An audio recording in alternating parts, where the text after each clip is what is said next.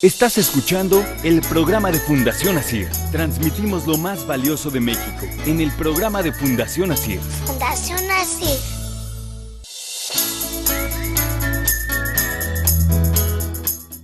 Continuamos, amigos, ustedes y nosotros transmitiendo lo más valioso de México. Este es el programa de Fundación ASIR. Yo soy Iñaki Manero.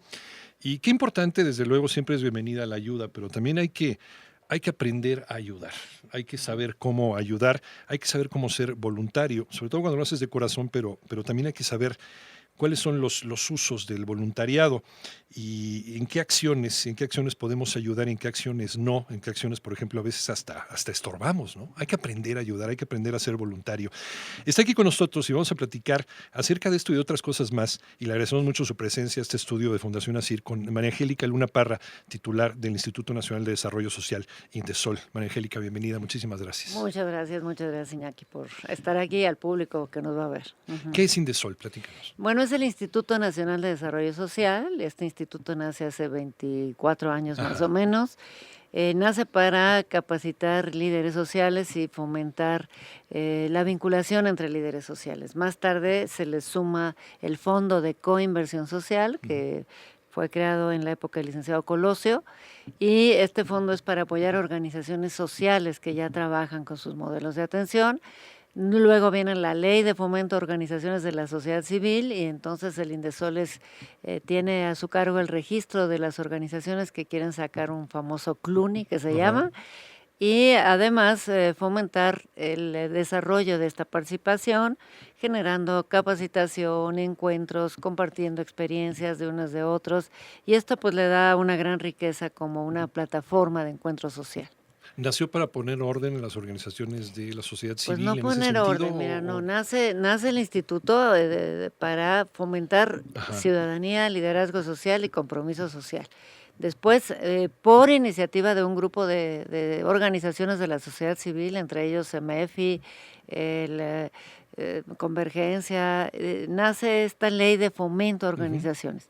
Y esta ley propone la posibilidad de sacar un registro para que las organizaciones se conocieran a sí mismas, se tuviera un panorama de qué hacen, dónde están, y fueran consideradas como instituciones de interés público y hubiera una relación entre gobierno y sociedad que fuera transparente para todo el mundo. Acercar la brecha. Así es.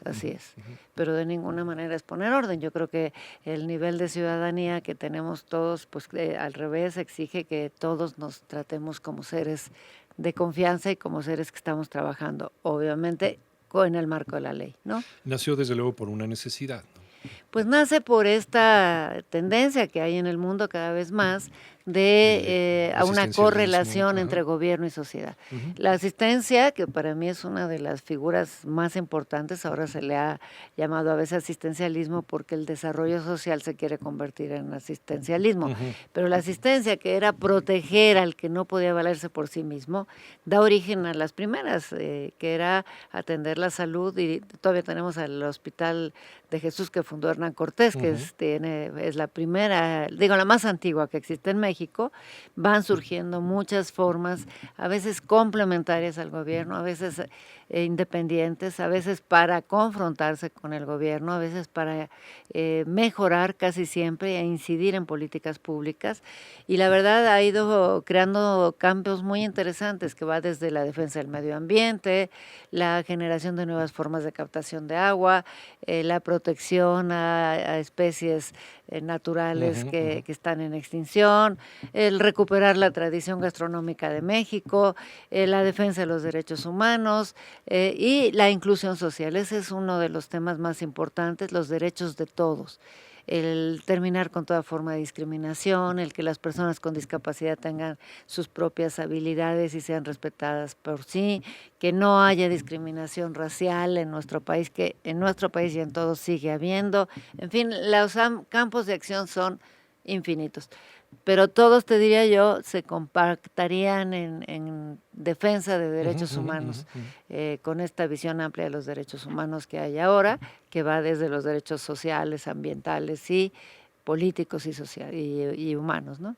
¿Desde cuándo empezamos a profesionalizar pues esta actitud que tenemos los mexicanos también de ayudar, esta apertura que tenemos a brindarnos a los demás? Y lo hemos visto, desafortunadamente, a veces nada más lo vemos en los desastres, ¿no? Por ejemplo, el terremoto 85, huracanes, etcétera. Pero ¿cuándo empezó este interés por profesionalizarlo?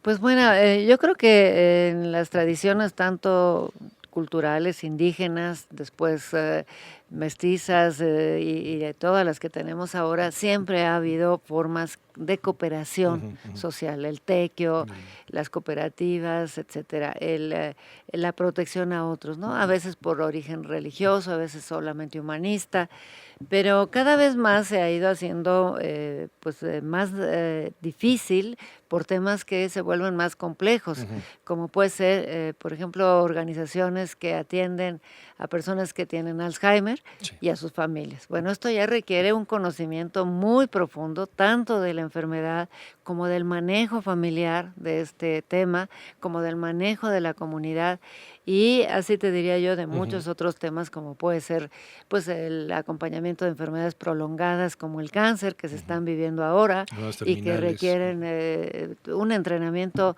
de la familia que no está dando todavía las instituciones públicas. Normalmente las organizaciones se adelantan a políticas públicas. Por ejemplo, en el caso del SIDA, cuando empezó el SIDA, que era todo un problema social, cultural, que nos etcétera, agarró con los dedos en la puerta a todos. y nadie sabía qué hacer con las parejas del mismo sexo que llegaban a registrarse a un hospital, nadie sabía qué hacer con las mujeres que embarazadas descubrían que tenían SIDA ya casi en el momento del parto, no había ninguna política pública para atender a los niños que nacían con SIDA, y si no hubiera sido por las organizaciones que en esa época existieron, la Casa de la Sal, Ser Humano AC, otra casa de apoyo mutuo que había en el Ajusco, no se hubiera generado una reacción sana de la sociedad para atender el problema.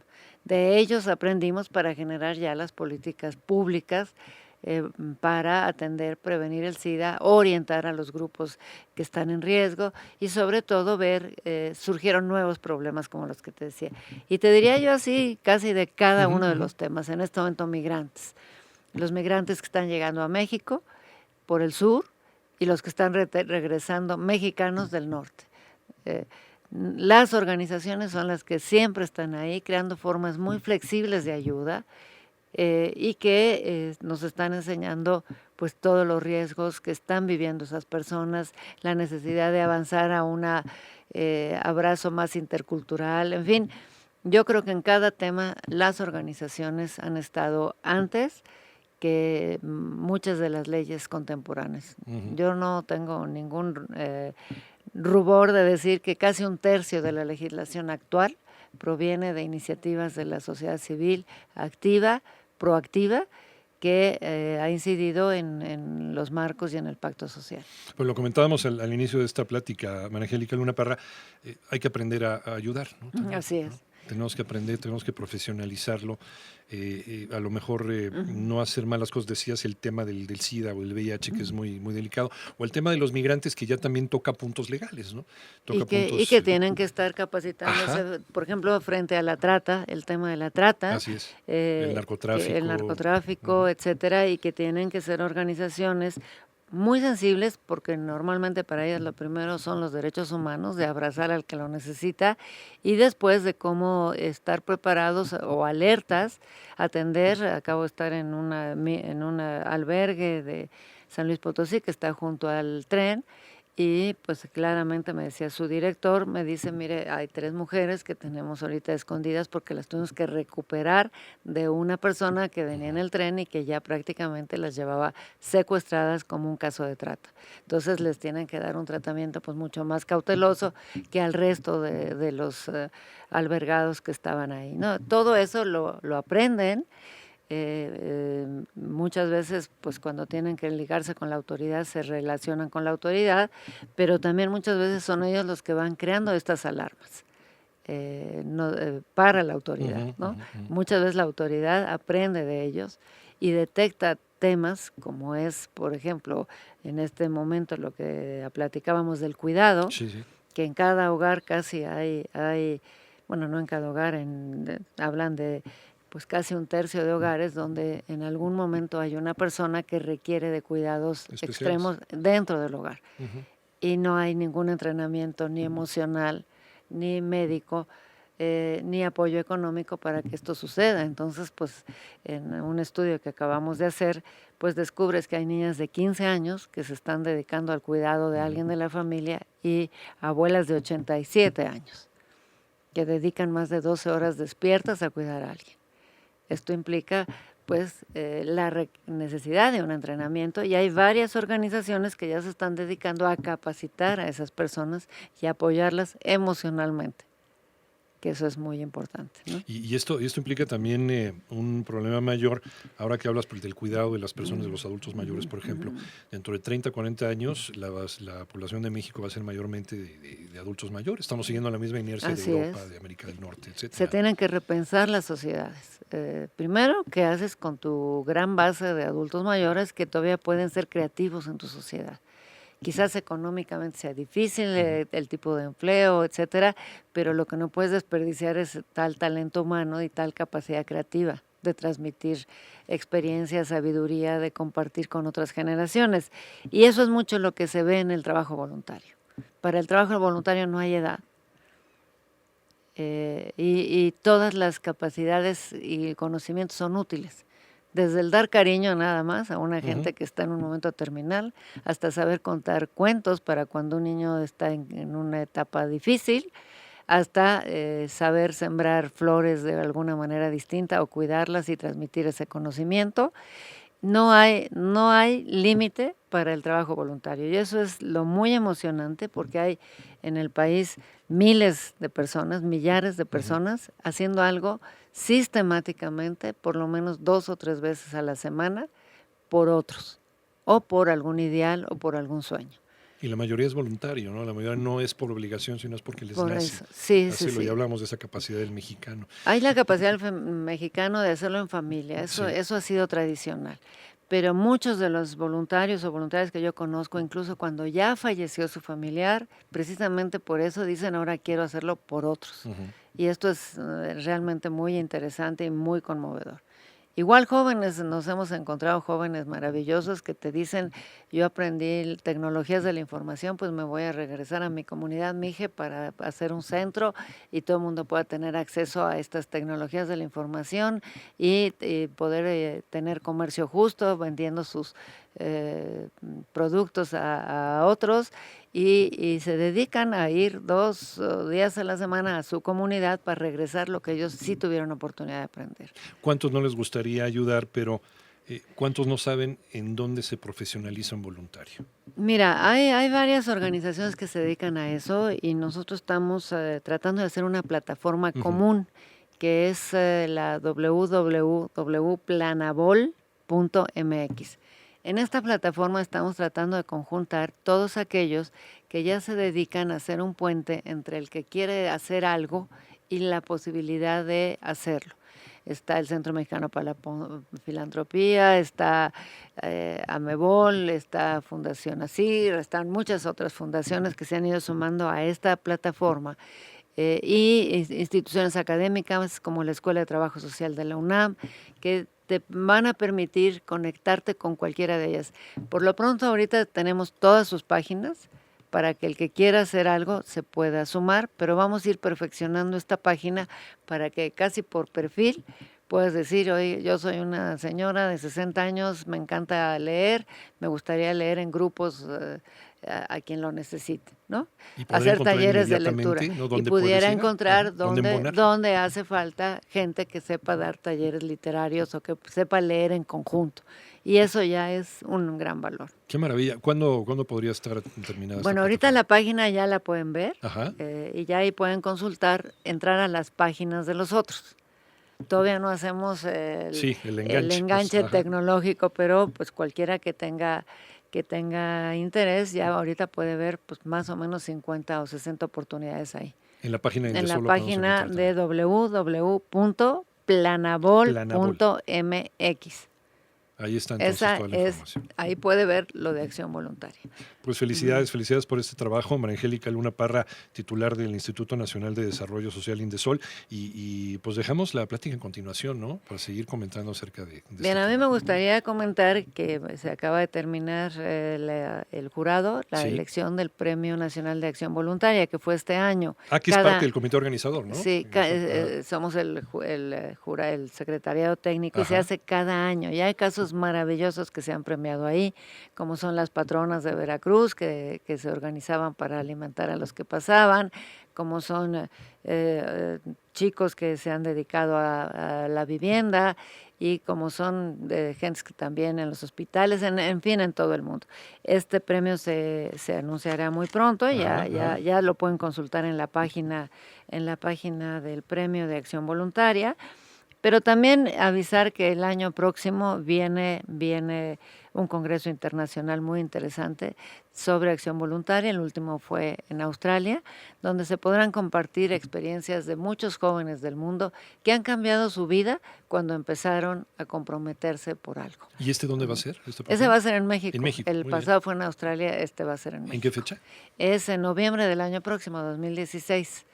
Y esto pues nos dará un tiempo para ir juntando todas estas experiencias y que ya seamos un país muy activo en este tipo. Lo que yo creo que es muy importante es que reconozcamos el valor del trabajo voluntario en lo que es en la construcción del tejido social de una sociedad. Es lo más importante que puede haber.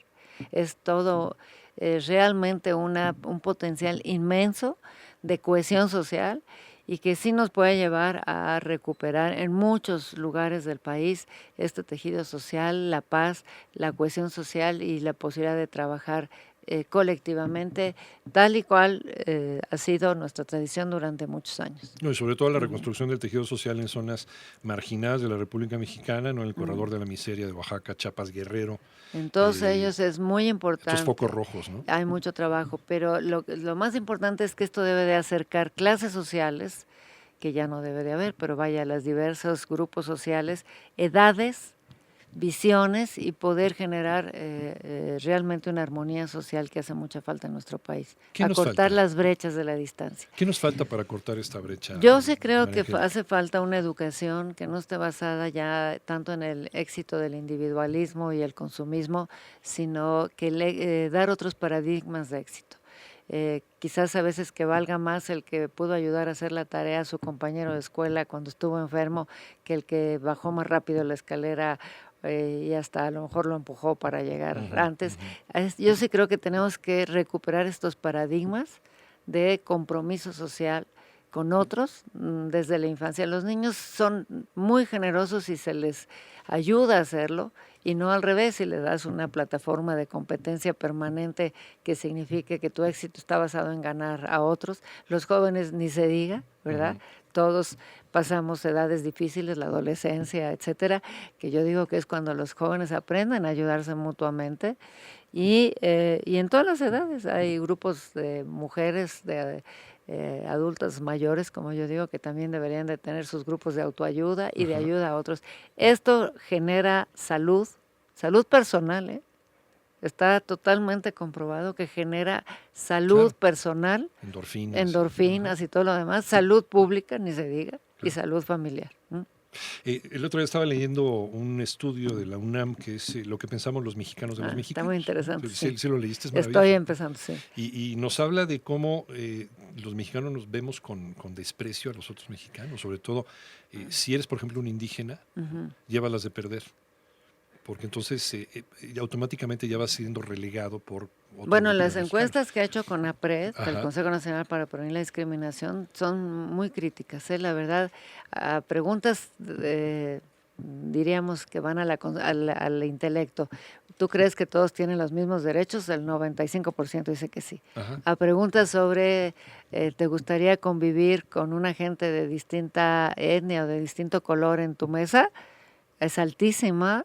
Es muy baja la respuesta de sí. Es menos de la mitad. Y si empiezas que tenga alguna discapacidad, que tenga alguna selección distinta de sexualidad diferente, bueno, la gente empieza a ser cada vez menos abierta a convivir, a compartir. Y luego si preguntas, bueno, ¿y tú le darías trabajo a una mujer de tal a tal edad? No, porque se embaraza. Y demás, ¿no? Entonces sí hay una resistencia a la convivencia sin inclusión.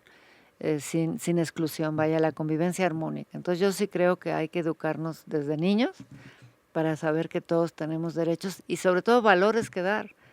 Y eso empieza desde la casa. Así es, cuando se discrimina es porque se cree que el otro vale menos, claro, o es peligroso, o es riesgoso. Entonces cuando se piensa que no, si es muy valioso, ahora sí que cocina rico, sabe bailar muy bien, además tiene talentos que a lo mejor yo no tengo, empezamos a poder hablar de la interculturalidad, de valorar lo que hacen los otros, ¿no? Empoderar a los demás y asumirlos como parte nuestra, ¿no? María Angélica, muchísimas gracias por esta plática, por esta muchas charla. Gracias, Iñaki. Gracias, de verdad. Gracias al auditorio. Gracias, María Angélica Luna Parra, titular de Indesol, Instituto Nacional de Desarrollo Social. Yo soy Iñaki Manero, transmitiendo Lo Más Valioso de México. Es el programa de Fundación ASIR. Gracias por acompañarnos. Continuamos.